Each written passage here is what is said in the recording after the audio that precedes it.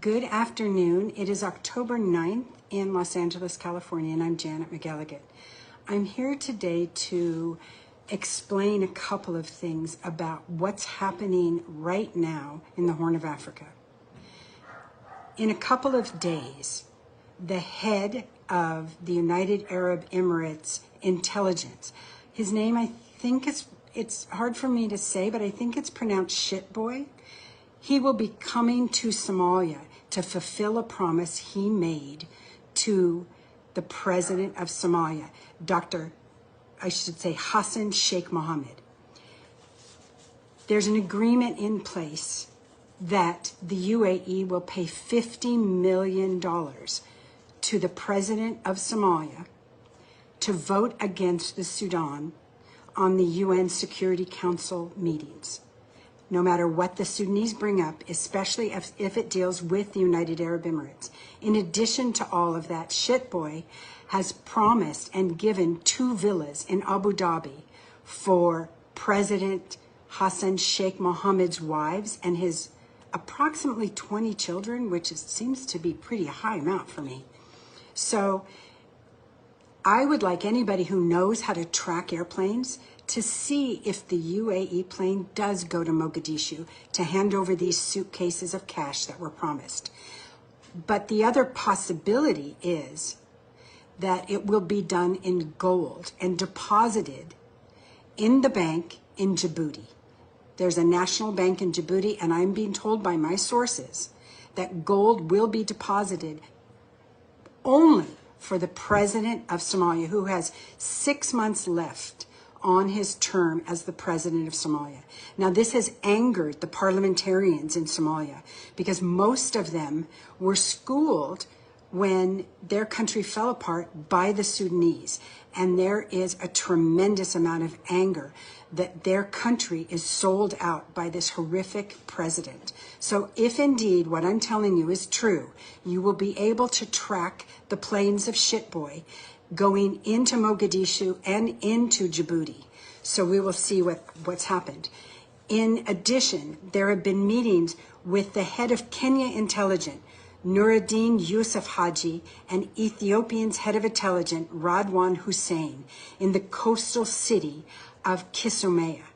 And they came together because the president of Somalia is being forced to fire the president of intelligence of Somalia because he invited the Sudanese intelligence to come and talk about how the Somalis would support the Sudanese in their time of need.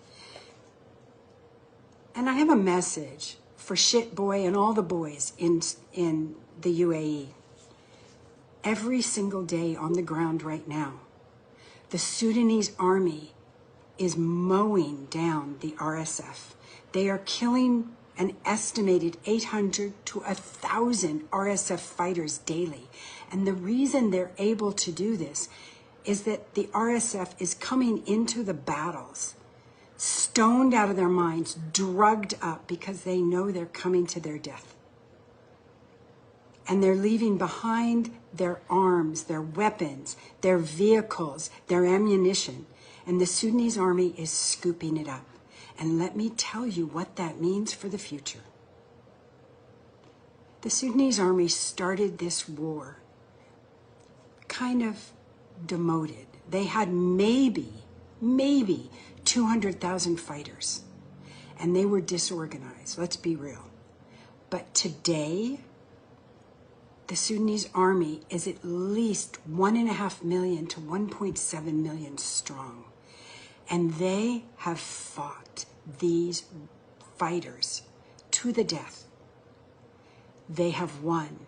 They have 2 years now of successes under their belt. And they will remember, in my opinion, this is my opinion, in my opinion, they will remember the neighbors who took money from the UAE. And they have a history now of winning. They know how to use the latest technology, the arms. They know who has been with them. And they know who has tried to poison them. And if the UAE wants a foothold in Africa, it's going to take a whole lot more than money, because I believe the Sudanese army will shut them down. And no matter how many times people want to send, I don't know, food, anything to the UAE, it's going to be more and more difficult, because I think the UAE may be expelled at the end of the day from Africa. It might not be overnight, but I do think it's going to happen. And for any delusional politician who believes that there will be a settlement with the RSF, ask a Sudanese citizen.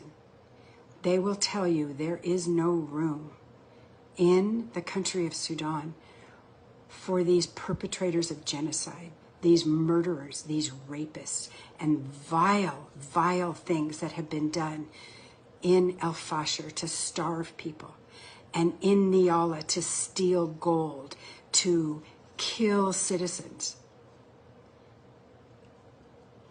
It is coming, and it is coming faster than you think, and so will the retribution. And this isn't my opinion only. Ask any Sudanese citizen. Africa's going to be a different place soon, because the Sudanese army is used to winning now. Thank you.